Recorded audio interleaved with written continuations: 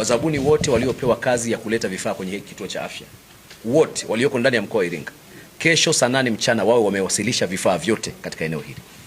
Na kamanda OCD kama yuko hapa, hao wazabuni ambao watakuwa hawajawasilisha vifaa, kamata wote. Hatuwezi kulipa pesa za serikali tukawapa watu kazi wakachelewesha maendeleo kwa sababu ya utashi wao binafsi tu.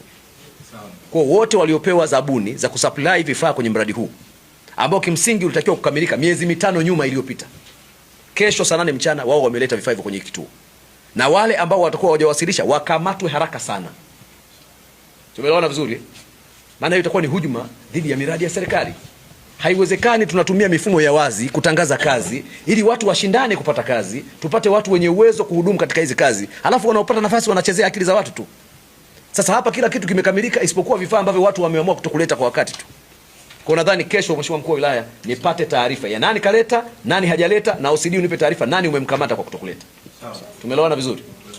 Mradi wa kituo cha afya Mauninga miongoni mwa miradi ambao kwa kweli inakusudia kwenda kugatua huduma za afya kwa wananchi wa eneo hili ambao wanatoka mbali sana. Miongoni mwa wananchi walikuwa wanapata shida kubwa ya kufuata huduma za afya ni wananchi wa Mauninga katika jimbo la Isimani. Nichukue fursa hii kuwapongeza sana wananchi kwa uvumilivu wao kipindi chote ambacho walikuwa wakifuata huduma mbali.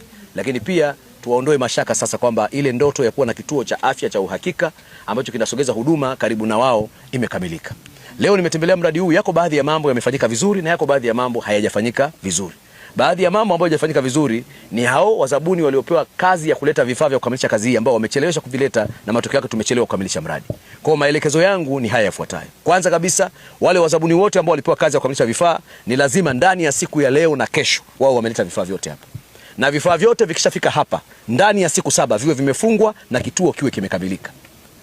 Mkuu wa wilaya aje aweke jiwe la msingi tarehe 10 ya mwezi wa kwanza. Tarehe 20 ya mwezi wa kwanza kituo hiki kinatakiwa kianze kutoa huduma kwa wananchi. Nadhani nimeeleweka vizuri. Na siku hiyo nitakuja kuzindua mwenyewe kituo cha afya. Kama mkuu wa mkoa atakuwa mwingine, atakuja kufanya kazi hiyo ya kuzindua utoaji wa huduma, sio majengo. Majengo atazindua mkuu wa wilaya tarehe ngapi? Tarehe 10 mwezi wa kwanza. Tarehe 20 huduma zinatakiwa zimeanza hapa. Ninaelekeza taasisi zifuatazo zifanye wajibu huo ndani ya siku 7 kutoka sasa. Taasisi ya kwanza ni Iruwasa, maji vijijini. Ndani ya hizo siku 7 nataka nisikie mmekamilisha utaratibu wa kuweka maji kwenye kituo hiki cha afya. Wakati huo naelekeza shirika la umeme TANESCO, meneja wa mkoa na watu wake kuhakikisha umeme huo umefika kwenye kituo cha afya ndani ya siku 7 kutoka sasa. Baada ya hapo DMO pamoja na wataalamu wengine fanyeni maandalizi yote ya awali, tarehe 20 huduma za awali zianze kutolewa kwenye kituo cha afya. Kazi ya serikali ni kujenga miundombinu, kazi ya serikali ni kuleta vifaa, kazi ya serikali ni kuleta wataalamu. Wajibu wa wananchi ni kuunga mkono jitihada kwa kupata huduma bora inayotokana na uwekezaji uliofanywa na serikali. Kwa wajibu huu uliokwisha fanywa na serikali sasa uungwe mkono kwa taasisi zote kufanya wajibu wake.